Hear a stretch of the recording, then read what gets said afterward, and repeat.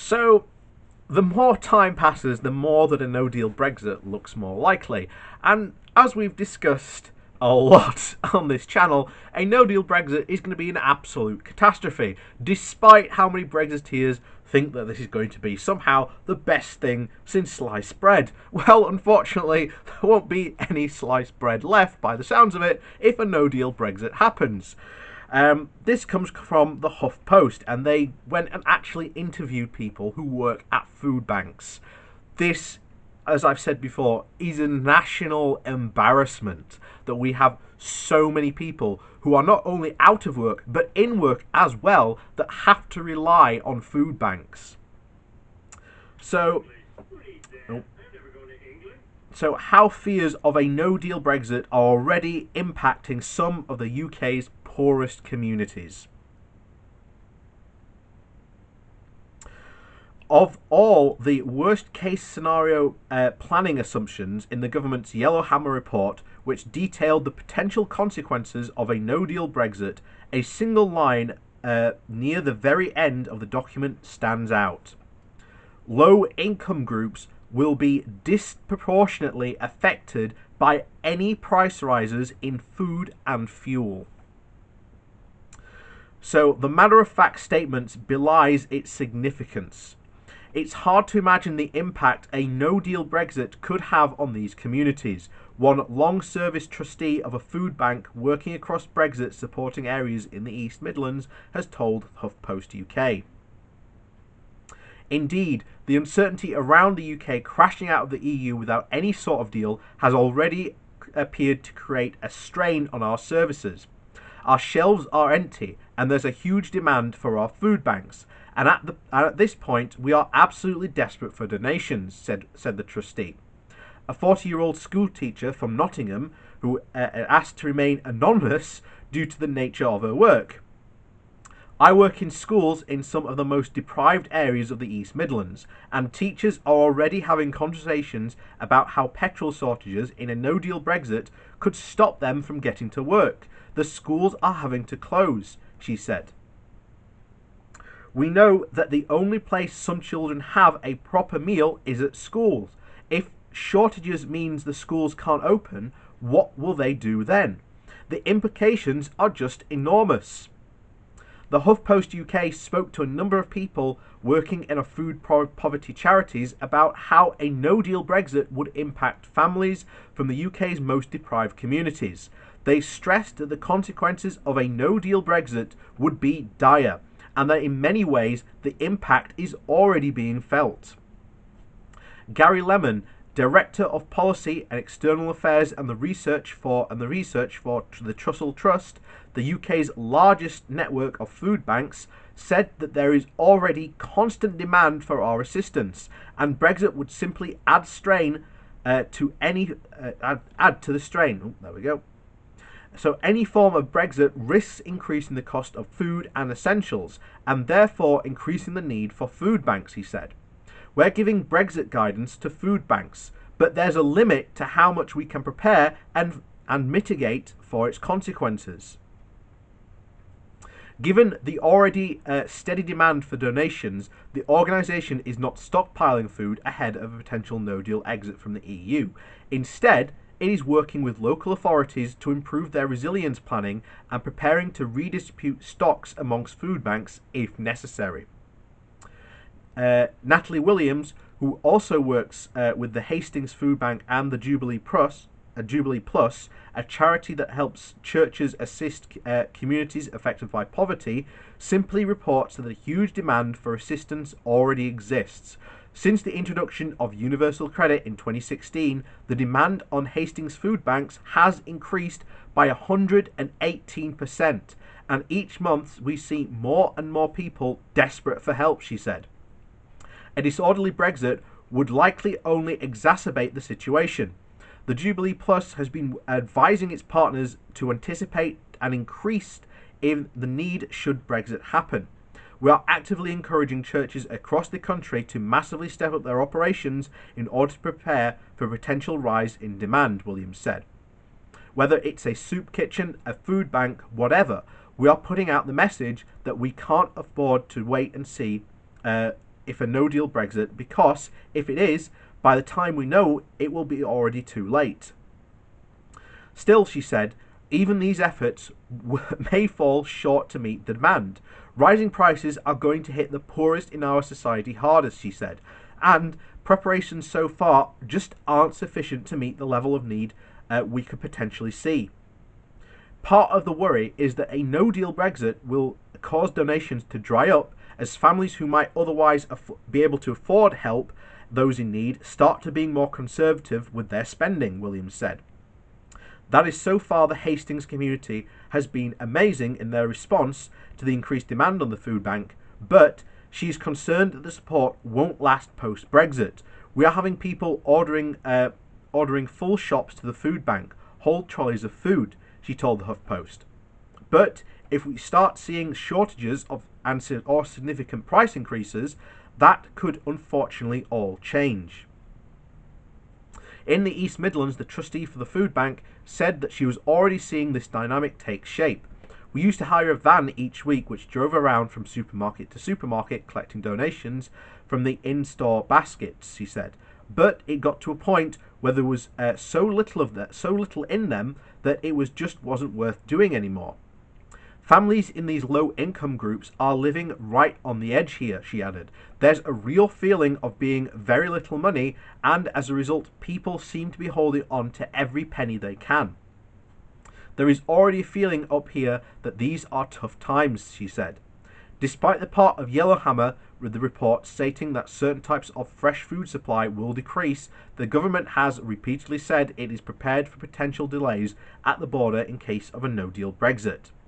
A spokesperson for the DEXU, that's Department of Exiting the European Union, said that we have stepped up preparations and will be ready for Brexit on the 31st of October, whatever the circumstances. We have the funds necessary to accelerate preparations at the border, support businesses' readiness and ensure the supply of critical medicines. We want to reassure the public that we are working closely with partners across health and the care systems and have robust plans in place to help them assure that the supplies of medicines remains uninterrupted. The UK has a high level of food security built upon a diverse range of sources, including strong domestic production and imports from other countries. Consumers have already have access to a wide range of food, and this will not change post-Brexit. However, it will, because there will be tariffs. So, as fears of a no-deal Brexit have risen in recent months, some people have taken it upon themselves to stock up on essentials, just in case. John Efgart, an administrator for one of Facebook's largest no-deal Brexit preparation groups, said that more than 10,000 members have joined the group in just over a year. Her advice to anyone concerned about potential shortages is not to panic. However, and instead to prepare as one would for a heavy snowstorm. She recommended that people with specific dietary requirements buy enough to last them for a few days or a week, and in case supermarkets run low. But she urged people to resist the temptation to hoard months, while supplies in garages and secret bunkers. It is about making sure that we take the strain off the supply chain as much as is being prepared as possible, she said. For every person who has been able to build up a good larder's worth of stuff, there are families who are already struggling to pay for a weekly shop. I would recommend people think carefully about the things that they couldn't do without and sticking to gathering supplies of that rather than going all out. Gary Lemon of the Trussell Trust has said that the ultimate responsibility for maintaining adequate supplies of food, medicine and other essentials lies with the government. In order to prevent people from slipping into poverty as Brexit unfolds, the organisation has called on the government to ensure that protective measures such as a dedicated hardship fund are in place and to ensure that benefits are able to match a potential cost in the increase of living alongside a 5-week wait for universal credit payments. Now, of course, that's not going to happen. We are under a Conservative government. The chances of them spending or increased spending to help people in need is none. Not only that, but you have the wait period for universal credit, which is 5 weeks, which for someone who is desperate, having to borrow money for the universal, because this is what happens. This is what many people don't understand.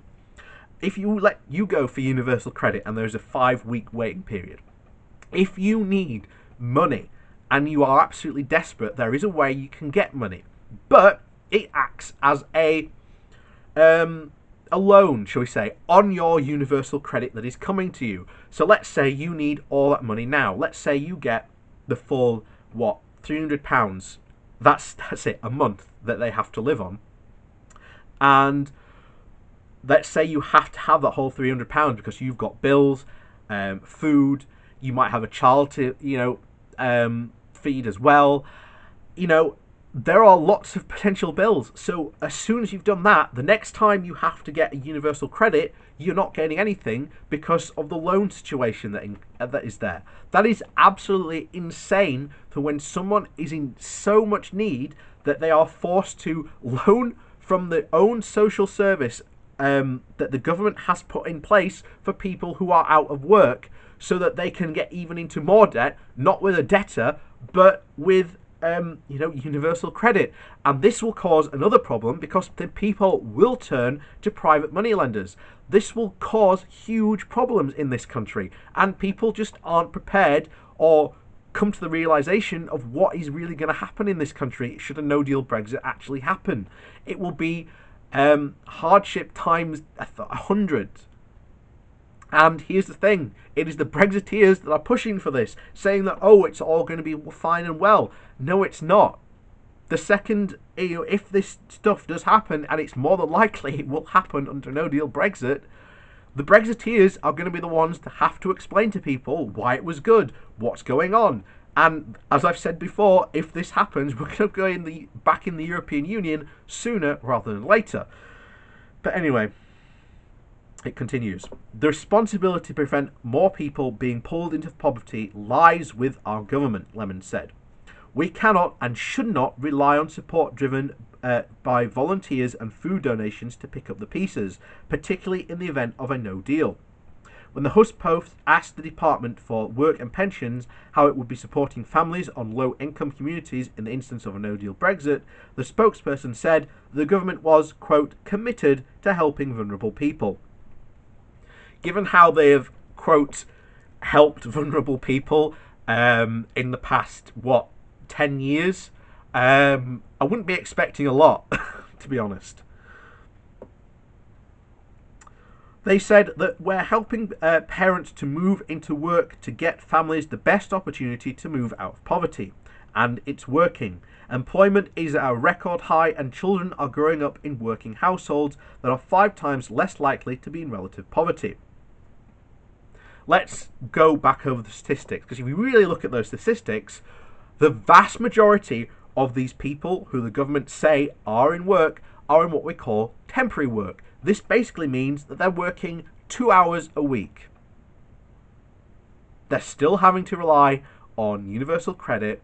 They can't do any more than that because they've signed to a 0-hour contract, and that particular provider doesn't want them to work any more hours, and basically doesn't want them to work any more hours, which is another reason why we need to get rid of 0-hour contracts. But anyway, and they finish off with, we are committed to ensuring that vulnerable people get the support they need, and leaving the EU on the 31st of October will not change that. It will massively. And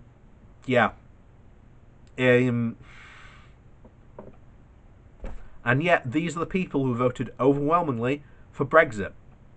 I'm not saying that they are to blame, but we did say so. Ironically, I can go back to 2016, basically when I said, I look forward to the day where I'll be drinking my tall glass of "we told you so," and that I really do not look forward to that. I really do not, and I do not want to do that. But that's the situation we're in. That is the situation that our government has put us in. Remember, they clearly said that they would not trigger Article 50 without a deal first. And what happened? The ERG forced the government to trigger Article 50. And this is the situation we are in now.